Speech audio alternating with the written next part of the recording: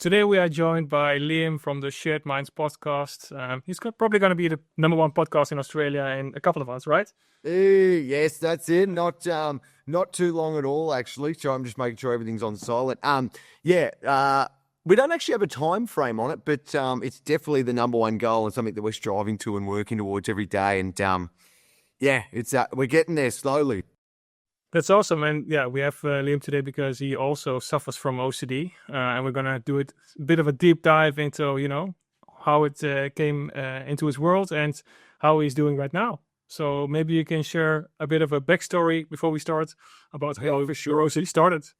So it goes back to a child. I'll be honest though, I didn't realize that I was thinking any different or suffered from it until only about 2 or 3 years ago. Reflecting now, definitely struggled from it with a child. But the reason it flared up and the reason that I actually ended up finding out that I had it was going back about 3 to 4 years ago.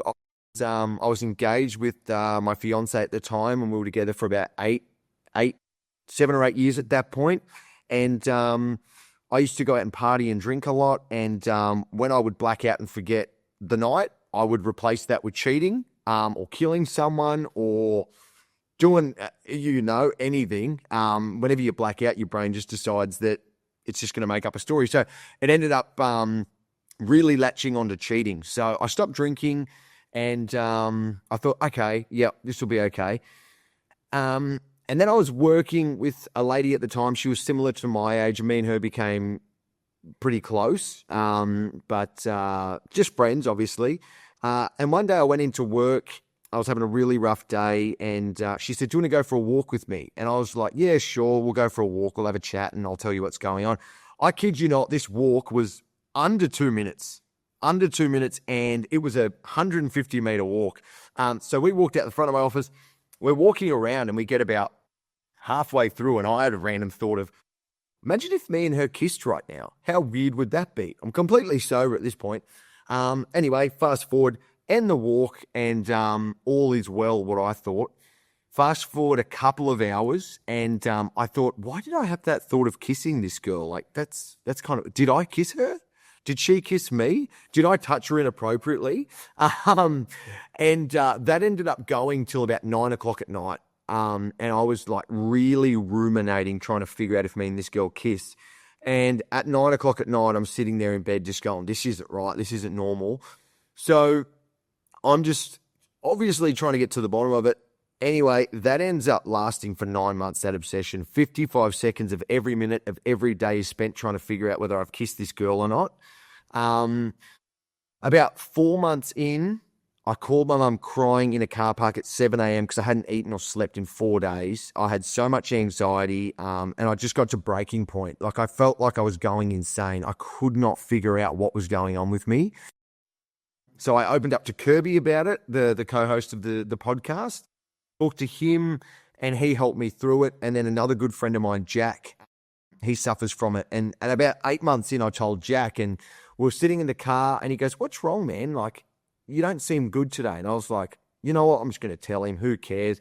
Told him everything that was going on. I had to get out of the car quickly. I jumped back in the car, and he just told me his whole story about his OCD. And he goes, I think you have it. And I was like, I don't know. Anyway, went and got diagnosed, and turns out I did have it pretty severely. And then that kind of opened the doors for, I learnt about it. I went on Reddit, YouTube, everything, and then dove deep into it, which probably in the long term made it probably worse, because then I obsessed over having OCD, probably opened up a few doors into obsessions that I never probably would have had if I didn't. Then it got to a point where I couldn't speak to women or have a conversation with any woman sober because I'd convinced myself that I kissed them, touched them inappropriately, or said something that I shouldn't have. And that was in shopping centres, conversations with women at work. One time there was a woman that was on a balcony on an opposition building that was about 50 metres away, and I still convinced myself that I kissed her. Yeah, that ended up manifesting into my everyday life for about 2 years, and that was the hardest times of my life. I couldn't go out, couldn't go to the shops, couldn't do anything. Yeah, and I only ended up getting on top of it about 12 months ago, I'd say. So it's relatively new. Wow. And as a kid, did you ever had OCD? Because for me personally, like I got it when I was 26, like on paper. Before that, years and years and years of generalized anxiety. And, when I was a kid, of course, I had like these weird thoughts about, my parents will die if I think a certain way. And I had all these I had all these tricks, right? So if I think something, it's the other way around. So if I would envision my parents dying, it would just be, they would be alive. So I had all these tricks in my mind to cope with it as an OCD. But it was Makes sense. Yeah. smart back then, but but then of course it faded away. Did you have anything as a kid, or any OCD signs that in hindsight were like, damn, I've always had OCD? 100%. But at the time, it definitely didn't. It was normal to me, and I'm sure to you, you probably didn't really think anything of it. My mum thought I had Tourette's at one point because I'd get like compulsions where I'd have to do this with my fingers and I'd rock back and forth. I remember going down to my mum and my dad. My dad left at 11. Well, we stopped talking at 11. But I remember I was 8 years old. My mum and dad were still together, and I went downstairs and I started crying to my dad because I liked the color purple, and I thought that it made me gay. And I was just terrified of being gay because I wasn't gay. And I don't see anything wrong with it. Like my cousin's gay, my mum's best friend's gay, my uncle and everything. So it's like, there was nothing wrong with it. And that was probably the first one I can ever think of. And then I found out Freddie Mercury died of AIDS when I was 11. And then I was worried I was going to become gay and then die of AIDS. And I remember crying that day, freaking out, watching the documentary. It was like torture. But yeah, reflecting back now, there were so many things. And similar to you, I used to go up to my mum every single night and check that she was alive. And sometimes I'd sleep on the floor until I was like 15. I like slept in her bed a lot because I was like, what if she's like dies in the middle of the night? Like, we've got to make sure that she's all right. So from literally 8 years old, I have these memories where I go, okay, yeah, that was definitely OCD. 100%. Yeah. Yeah, makes sense, right? I mean, if you look back at also the tics, like maybe a good fun story to tell about. I had tics a lot, and I would always blink with one eye. So when I got out to the bar, there was like a guy looking at me, and I was ticking. So he came up to me, and he said, "What are you doing? Like, are you gay or something?" I was like, "No, sorry, I have tics, right?" So, and then also I had like these thoughts about, am I gay? Am I not gay? But that faded away after the weekend. So for me, never stick. But that really points out the fact that, of course, OCD always attacks the things you care about the most, right? Sam. Yeah, I got that one too. I'd blinking. So I'd have to heavy blink. And the more I still do it attention to it. Yeah, same. If I'm really stressed and I've got some anxiety, I'll just start heavy blinking. It's one of my tells. And how did your parents deal with it, right? Do you still have a mother or father? Maybe that's out there. I don't know your whole background, but so me and my dad stopped talking when I was 11. So I grew up without a dad pretty much. But me and my mum were extremely close. What was the question? How did it affect her? Sorry, was that the question? Yeah. So how did your parents support you in your OCD when you were younger, right? Were they helping you with compulsion? Because I'm asking it because the fact that sometimes parents try to help, their kids or help their spouse, but in essence, they're just helping them compulse. Yeah, I wasn't very vocal about the mental ones, like the being gay. I never really mentioned that to her, aside from the color purple at about 8. It really flared up when I was about 18 or 19 with drinking, and I thought that everyone dealt with it, so I never really talked about it. I thought that everyone went out and got drunk and blacked out and had the same obsessions and they freaked out. So like I never talked to anyone about it. Sometimes my friends, I'd say, are you a bit worried about what you do on the weekend? And they'd go, no, I'm fine. And I'm like, oh, okay, because I haven't slept in 4 days. I'm getting a little bit worried here. But when I found out, Mum actually, the day that I called my mum crying after 4 months of that big obsession, she did actually Google at one point and thought that maybe it was OCD. And I brushed it off and I was like, Mum, like I don't have the hygiene one where you're cleaning your hands and everything's got to be perfect. Like I can be messy by accident quite a bit. So I was just thinking that wasn't it. But once I found out that it was OCD, Mum was very helpful. I told them not to give me reassurance, which I hated at the time because they would try their hardest not to give me any. And Mum and my sister did a lot of heavy research into it and looked into it for me. And it was a hard one to navigate because they want to help you so much, but they can't really help you in the way that they want to and the way that you want them to. Like, as you'd be aware, it's like they've got to kind of just watch you go through it. Like, they can't give you reassurance, and they've got to get you asking the questions, what if? And if there's no answer, you've just got to live with it, even if they have the answer. I was at a wedding last year and I was really drunk, and I thought I'd just go out and have some fun, and my mum was there. I had to ask my mum the next day, did I do anything? And she was really trying her hardest not to give me reassurance, and she caved in the end, and I was like, Mum, did I do anything? She's like, no, but they've been very supportive, and my sister and my mum, and they've really tried to help me, but watching them have to help me through it's been tough as well, because it would be difficult. I don't even know how it would feel being a mother, having to watch your son go through it and not being able to help him. So yeah, they definitely helped as much as they could. In those moments, did you ever feel alone from personal experience, like especially maybe as a man, if you can call it that? Yeah. It's always hard to open up about, mental health stuff, especially where, yeah, of course you had friends that supported you. But in a period, did you find it, hard to talk about this, about your mental health period, or was it just easy with you talking to your mom about this or your sister? Yeah, I definitely felt alone. A lot of the thoughts, especially like the gay stuff, is like you go to tell a friend or something and you're like, this just sounds weird. Like, they don't talk to me about this stuff. Like, I don't really want to bring this up. So it definitely felt very isolating. And it being the cheating OCD, I didn't want to tell my fiance at the time because I worried that she would think that I had cheated on her and that I just didn't know how to tell her and I was trying to hide it. And I felt guilty, but I was just trying to tell her without telling her. So that was really isolating to go through when I was with her, because we lived together, obviously, and she didn't know any of it. She didn't know what was wrong. So I had to put up an illusion and a facade that I was okay, but I was really dying inside. Like, I just wanted to burst out into tears and cry and tell her everything, but I just didn't know how she would handle it. So it felt very isolating, but I was very lucky because when it really flared up, I was surrounded by really good friends and really good people that helped me. And like my mate Kirby, the best mate Kirby and best mate Jack that I do the podcast with, and a good friend of mine, Byron, as well.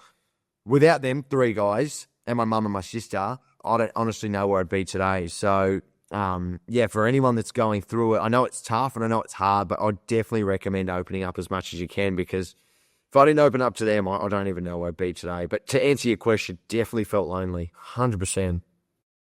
And in your relationship, like, because it was relationship OCD, personally, I didn't struggle with it, but can you elaborate a bit more about, what were some main struggles that you had to overcome? And somebody may be struggling with this. What are some maybe tips that you can give them in overcoming this? Yeah, what I struggled with the most was me cheating, and her cheating as well, especially when she was to go out drinking. Because I hadn't really been vocal or opened up about it at all, I kind of thought that she was going through the same thing. So I was like, oh, if she goes out drinking, does she wake up and worry that she cheated on me and forgot? So I'd definitely freak out a lot about that. Like, I'd be worried that she would accidentally cheat on me. But yeah, majority of the time it was me cheating on her. I was very worried about us breaking up. And because I'd never been single before, I didn't know what it was. Not that I'd never been single, but from 16 to 26, I was with this girl. So I'd never been single properly. And I kind of in my brain was just thinking that my world and my life was going to end if me and her broke up. So it was like, that's probably why it latched onto that so much. So that was also what I'd freak out. And I'd also obsess over her moving on and getting another boyfriend and me just being left in the dust and, going, why did I do that? Why did I cheat on her? So it was dealing with a lot of those ones. But the best way to get through it would be to tell them what you're going through. Because whether you know it or not, they do realize that not normal. It's not normal. It's, they do realize that you're going through something and you're not your true self, and they pick up on it. And if you don't tell them, it can be very hard for them and difficult, because they're just trying to figure it. Like, they think something's wrong and that maybe you're not interested in the relationship or anything anymore. So opening up to them would be a key. I would 100% recommend anyone that's going through that, just to tell them to watch videos like what I'm talking about now, so that someone that doesn't struggle from it can watch it and understand that it's not just them, and I can maybe make it seem a little bit more normal. But then also just being completely and brutally honest with them and telling them what you're going through. And I use this, the what's the word? I used the term, I guess, starve the monster. I watched it on a TED Talk a long time. It was about 2 years ago, and I only remembered it about a year ago when I was over in America on a holiday. But essentially, it was OCD is the monster, and the anxiety is the food that feeds the monster. The more you feed it, the hungrier it gets, and the bigger it gets, and the more power it has. But the less power you give that monster, the smaller and smaller and smaller it gets, and the less power it has. And I'm not going to sit here and say it's easy. I'm not going to sit here and say starve the monster in your head is going to be easy and cure it. It's really just trying to starve that monster and just thinking of that OCD thought as a monster. And every time you think about it, you're just feeding it. And just, if you don't feed it, it'll just get smaller and it'll get smaller. And at some point, it's hard because I know that when you're trying to avoid that thought, it keeps coming back and it keeps coming back, but it won't do that forever. It can't do that forever. It might be uncomfortable and you'll want to dive into it, but the less you dive into it and the less attention you give it, it tends to just go away. And at the start, it was very difficult because the thought would just loom, and I might have this thought in the back of my mind that I'm trying to run away from or trying to starve for a few hours, and I'd be like, I just need to look in. I just need to look in. But over time, weeks, days, months, that stops happening. Like these obsessive thoughts actually stop coming at you so frequently. You might only end up having, it sounds like a lot still, but 20 to 30 obsessive thoughts a day. But rather than 500, you're only getting, and it just gets easier and easier. One thing I found, and Luke Combs says it as well, he's a country music singer that suffered from Harmy's OCD, is that what gave me good comfort as well is I went about 3 months without an OCD obsession, like a bad one. Like I was getting them daily, but I hadn't fallen into them. And he actually ended up getting stuck in one after a long time. And him saying that made me realize that I was vulnerable to that as well. And once I fell into this random obsession, I was like, I haven't been stuck in an obsession for 3 months. So there's got to be some reason that I'm stuck in this one. Like, this must be real. I've got to look into this one. But it'll come at you in different ways, and it evolves and it tries to change. And you've just got to remember that. Like, it'll evolve, it'll change. And at the end of the day, it's just going to keep attacking your core values and things that you keep closest to you. And it's pretty easy to recognize what an OCD thought is once you've recognized them. And it's like, that thing has no power. Just starve it. So it's a lot easier in theory, but in practical, give yourself time.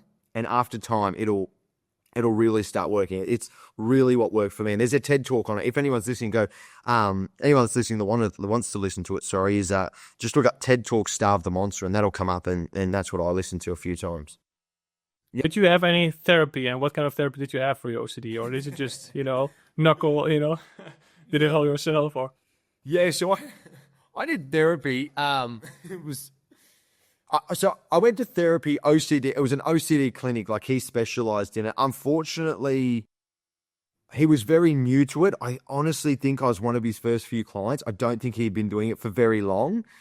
And he didn't suffer from OCD, so it felt like he really didn't understand what I was doing. But at that point, it took a long time to get referrals. It took a long time to actually finally get into that therapist. So I was like, I'm just going to give it a bit of time. So I ended up going to him for about six weeks, 6 sessions. And after about 4 or 5 sessions, we started doing exposure therapy.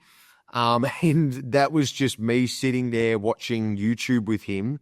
And it would be videos of people getting caught cheating. And that was just not what I needed at the time, I don't think. I think there was a lot more to work through before we got to that step, reflecting back now. So I did about 6 sessions with him, and every time I went, I ended up feeling worse. And I was meant to watch the YouTube videos at home, and I did a couple of times, and I'd just sit there with this adrenaline, like I'm about to jump out of a helicopter. It's 9 o'clock at night. I'm like, this is not good for me. So I ended up dropping that, and then went to a professional. I think they're not really sure what they're called, but he's a doctor that specializes in the brain. I went to him a lot, and I got diagnosed with autism as well. So that definitely helped, and I got a brain scan, and it showed the activity in my brain. To be honest, the main catalyst for my OCD was the relationship that I was in at the time, and some things that were happening in my life. And when I got on top of them and got on top of the things that weren't serving me any good, that was actually when my mental health took a complete different toll. And I realized that a lot of the time it's actually the environment you're in and the anxiety and the stress that you're under is what manifests and brings this out. So that was a big takeaway for me. And it made me realize that I needed to be a little bit more selfish and ruthless with my time and what I'm doing and how much of myself I'm giving to others, because the environment that I was in was actually creating 95% of the problem. So, but yeah, definitely did therapy and did all of that. I think you need to, if you're going to be working with a therapist or a doctor, make sure that you stick with them and don't jump between doctors, and each have their own. He wanted to be very, what's the word? Like, he wanted to, like a lot of natural stuff. He didn't want to just throw me on medication. So he was trying the CBTs and stuff, and he really wanted to work through it naturally, which is what I preferred and what I really liked. I didn't really just want to trial new drugs every now and then and see if they worked and pay for them, and if they didn't work, So yeah, definitely sticking with a doctor and just working through it with them and trusting him. That makes sense. I mean, I wasn't really interested in medication, mainly because I was shit scared to take it. And I thought, okay, it happened here naturally, so I'm going to overcome it naturally. That being said, of course, medication is just a tool in the toolbox, right, that you can help to overcome OCD. Personally, I did. I went to therapy for almost 8 years. Yeah, really? How frequent? Yeah, so for me, it was every other week or weekly. Yep. I did the OCD exposure therapy. So what you experienced was exposure response prevention. And currently, that's the gold standard. Of course, when you have a new therapist, maybe he leads you in too quickly. So I would say if you ever struggle with OCD again, I would definitely recommend you going to a proper ERP specialist, because I think that if you have anxiety and you're shit scared, that's actually, it can be a good thing with OCD. But that being said, right, I'm not here to preach. Yeah, but yeah, and definitely. So it took me almost 8 years to go back to a level where I'm really not bothered at all by anything anymore. Of course, I have a couple of them each day, and I have to be mindful about not, going back into the OCD cycle. But I can honestly say that it doesn't really matter what thoughts I have. Yeah, I would say I'm almost back to zero, which is insane to say. So I will definitely recommend you. That's interesting. Yeah.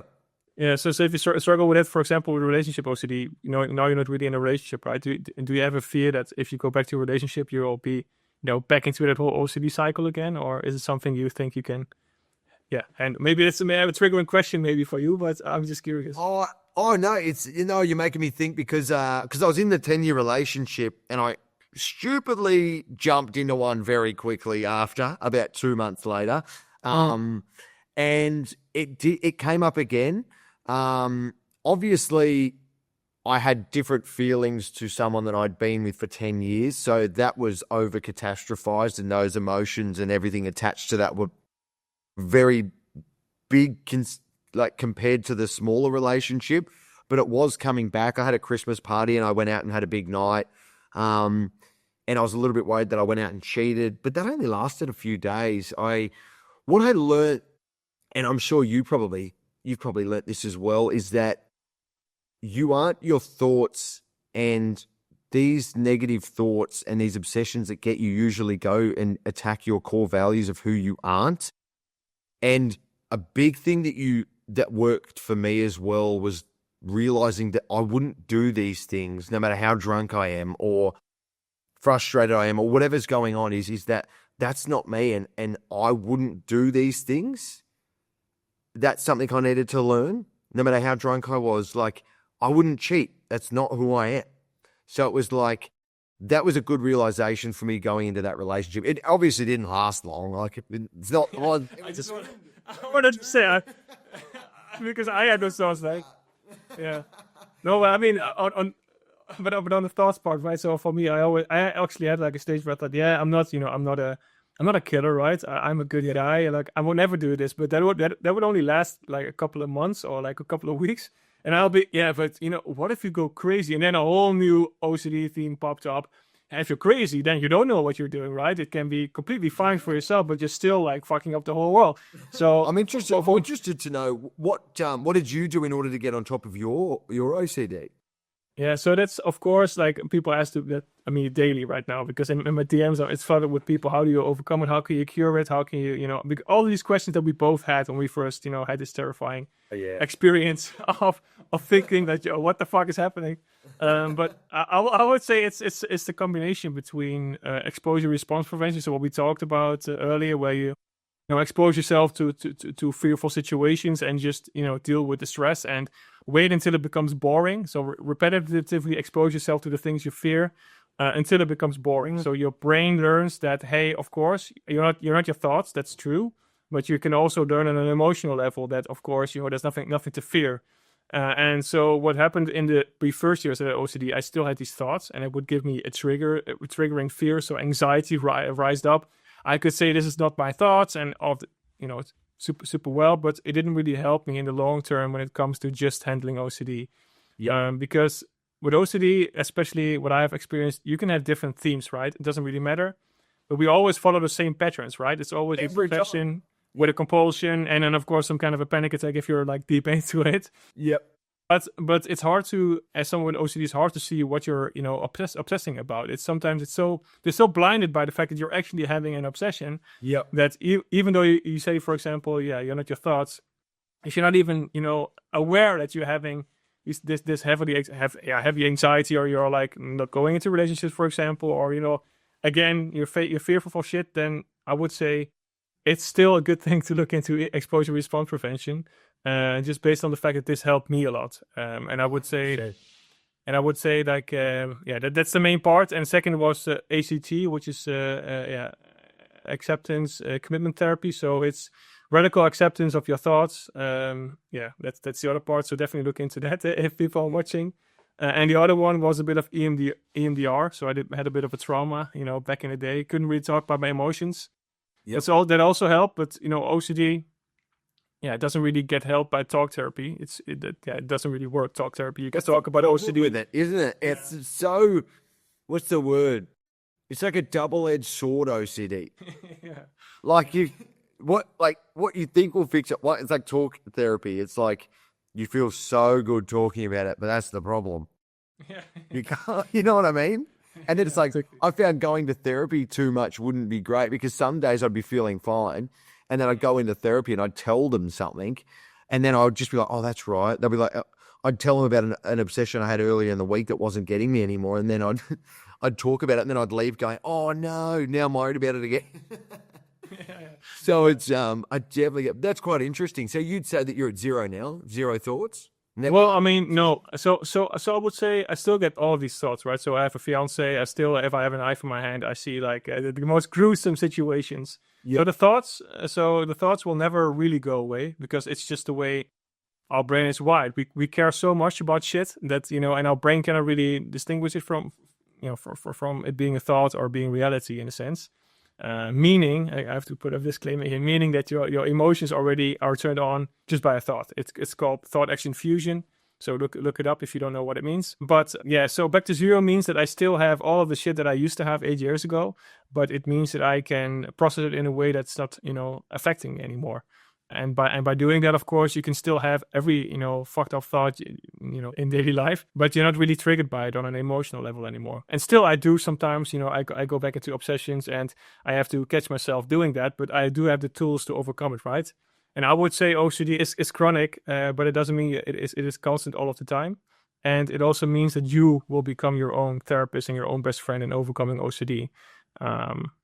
I don't know. That's just what I wanted to add. But I'm super curious. So if you look at it for the Shared Minds podcast, right? Is OCD one of the things that is driving you towards doing the podcast, or is it? Can you maybe elaborate more on that? I'm curious. For sure. So because when I was going through my OCD, I'm sure you and everyone listening to this would feel it. Or maybe I feel like now it's actually becoming a little bit more like mainstream. People are starting to talk about it. But when I was going through it a couple of years ago, I could not find anyone talking about it. And when I did, it was like a 4-minute news segment, and that was it. Like they barely scratched the surface of it.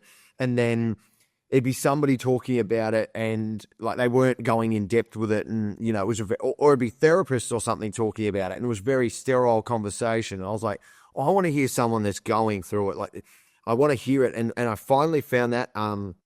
And Luke Combs, as I was mentioning earlier, was on Joe Rogan talking about it. And he had harm OCD as well, and a couple of others. And there was also a guy called Osher Ginsberg, and over here in Australia, he's actually a massive media personality. And he actually had OCD where he would worry about the climate change and that the sea caps were melting and that basically the world was just going to end. And he was terrified of that. And I ended up finding that podcast because my mate sent that to me a couple of years ago. So I listened to both of those podcasts religiously because I couldn't find anything else. And it was just killing me. I couldn't find anything. And especially with what I was going through, false memory, OCD, cheating, and it was very niche and specific. And I was scouring Reddit and the internet for it. So I was like, when I get on top of my mental health, I'm starting a podcast. And Kirby and I actually had the conversation together. And we're like, when I get on top of this, we're starting a podcast and I'm going to just talk about it in depth, as honest as possible. I will leave nothing out. I will talk about it, just probably overshare, which is what we do most of the time.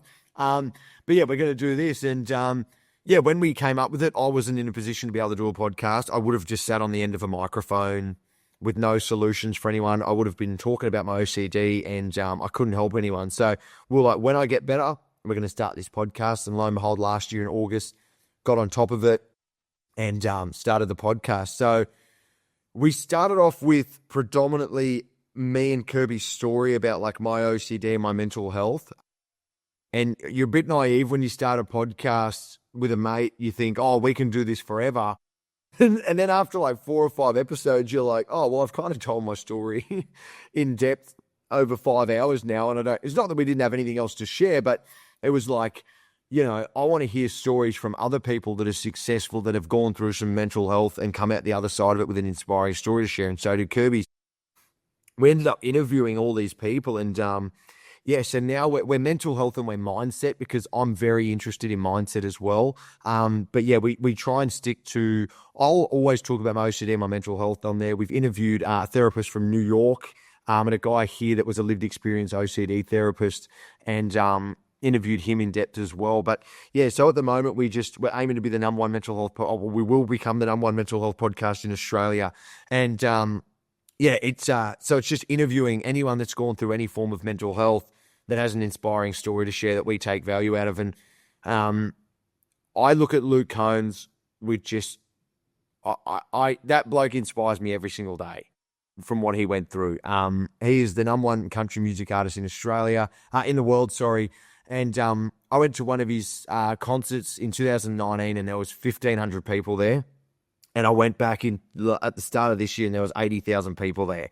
And he went through the same thing that you and I have gone through. It crippled him and he managed to come out the other side of it and do what he's done. And that's so inspiring to me. And every single day I watch a video of him or I take value from it. And I'm like, I want to be this to other people. So I want people to be able to see that going through this can be a blessing and it can be a blessing and a curse, and you can take something positive out of it. Because Osher says on one of his podcasts, his therapist said to him once, do you think Olympic swimmers, tennis players, and all of these people don't have some form of OCD or a hyperfixating brain? Like, do you think that these Olympic swimmers can stare at a black line for 4 hours in the morning and 4 hours at night just swimming with their thoughts? Like, do you think that they don't have anything wrong with them like what you have? And I was like, that's so true. Like, OCD is actually a superpower. And when you can obsess and hyperfixate on certain things, you can actually do really good stuff with it. So really want people that suffer from it, because I think 500,000 Australians suffer from it, which is like 3% of the country, which is just ridiculous. That's like an entire city that suffers with it. And I'm just like, you can do so many things and turn this negative into a positive. So when me and Kirby get to number one and do all the things that we've set out to do, people are going to be able to watch us and go, if those two dudes that had no reason to do what they've managed to achieve have done this, then I can do anything I set my mind to. So that's the reason for the podcast, and it's evolved over time. It didn't start like that. It just started off, we always wanted to be number one, but there was no real reasoning behind it. We just wanted something to work towards. But now it's like, we don't want to do it, we're doing it. So it's like, yeah, it's driving us every single day, and we quit our jobs to do it full time back in January, and it's been a journey. I'll tell you that. It's been a very interesting journey, but it's been awesome fun. I've loved every second of it. So when are you gonna have Luca on the podcast? So Man, honestly, in a second we can get through to him. So Osher was number 2 on our list, and we have a list of 50 people. And when we got done with him, when we interviewed him, we're like, how did we do that so soon? Like, he's very big in Australian television and stuff. He doesn't do things he doesn't want to do, and he's pretty difficult to get in front of. So when we did that, we're like, anything's possible. So Luke, don't know yet. I don't know. I'd love to say this year. We don't want to do a Zoom. If he said, I'll come on your podcast, we'd buy tickets over there and go do it and make an event of it. But the second we can get through to him, we're going. And maybe to end on this talk, right? So what are some things you can give people, with them for the day? Because you have OCD, you struggle with it. You're building Shared Minds podcast, something you strongly believe in. You actually see OCD now as a silver lining. What are some things you learned in your journey that could help other people? Man, exactly. Yeah, what you said before, where it's like harnessing it as a superpower would be one thing. Like, you have it, but you don't suffer from it. Like, changing the inner dialogue and going, yeah, I have OCD, but it doesn't mean it has to be negative. It doesn't mean that it has to consume me and control my life. And really not giving it that power, because once you take that power away from it, it's really not as powerful as you think. And I know anyone that's sitting here listening to it is thinking, yes, it is. But it's like, once you get on top of it and you come out the other side and you get on top of it, you'll be like, wow, actually, I can actually live with this. Like, it can be really beneficial and helpful. So yeah, just recognizing and also trusting in yourself. Like, this thing attacks everything we care about, everything we love, all of our values. Like, you don't want to do it. And that's why you're so freaked out by it. And I'm not giving people reassurance by listening to this, but the fact that you're worried about it says something in itself. It's like, if I'm worried about cheating, why would I go cheat? If it affects me that much, why would I do that unconsciously or on purpose? So it's like just realizing that it's not you, and it's just a question of what ifs. And at the end of the day, like, none of it's real. Like, it's all up here. In the real world, it doesn't really necessarily exist. It's all up here. So just having trust in yourself, seeing the silver lining in it, and just realizing that it can be a superpower. Awesome. So thanks so much for having me and talking to me. And I think we're gonna end it with this advice. So thanks so much. Thanks for having me, man. That was unreal. Well done. Yeah, awesome.